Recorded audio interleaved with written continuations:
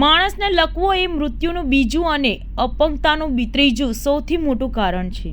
તેથી લકવાના દર્દીને તરત જ સારવાર મળે તે માટે લાંબા ગાળાથી અપંગતામાંથી બચાવી શકાય તે લકવા દર્દીને ગંભીર પરિસ્થિતિ શરૂઆતના 5 દિવસમાં થઈ શકે તે તેમના મૃત્યુનું કારણ તથા લાંબા ગાળાની અપંગતાનું કારણ બની જાય છે.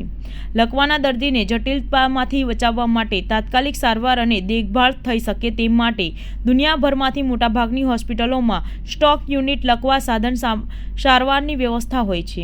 તેને અનુરૂપ સુરત નવી સિવિલ હોસ્પિટલ ખાતે ન્યુટ્રોફિઝિશિયન ડોક્ટર પરેશ તથા મેડિસિન વિભાગના વડા ડોક્ટરે કે.એન. ભટ્ટ દ્વારા તબીબી અધિક્ષક ડોક્ટર ગણેશકુમાર ગોવરકરે, doctor Ragini Verma, doctor R M. Doctor Ketan Nayak, TB વિભાગના વડા doctor Parul Vadgama, nursing council ગુજરાતના ઉપપ્રમુખ ઇકબાલ કડીવાલા માર્ગદર્શન હેઠળ કિડની બિલ્ડિંગમાં ન્યુરોલોજી વિભાગ સ્ટોક યુનિટ બનાવવામાં આવ્યું છે, જેનું ઉદ્ઘાટન સુરત જિલ્લાના कलेक्टर सौरभ पारघीक हस्ते આજથી प्रारंभ કરવામાં આવ્યું હતું.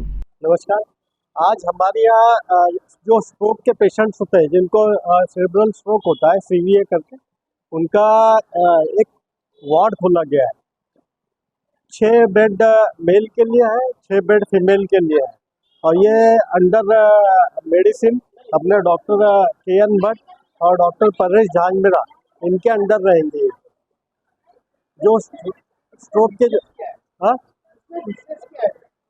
इसमें विशेष ये है कि स्ट्रोक जो है बहुत कॉमनली अभी काफ़ी कम उम्र में स्ट्रोक के पेशेंट्स आ रहे हैं और उनको इमीडिएटली यदि सारवार मिल जाए तो उनका जो पैरालिसिस है, डिसेबिलिटी जैसी चीज़ें हैं वो बिल्कुल एकदम सही हो सकता है. तो इसलिए यदि इमीडिएट सारवार हो और अच्छी तरह से सारवार हो तो कम्प्लीटली वो क्योर हो सकता है उनका.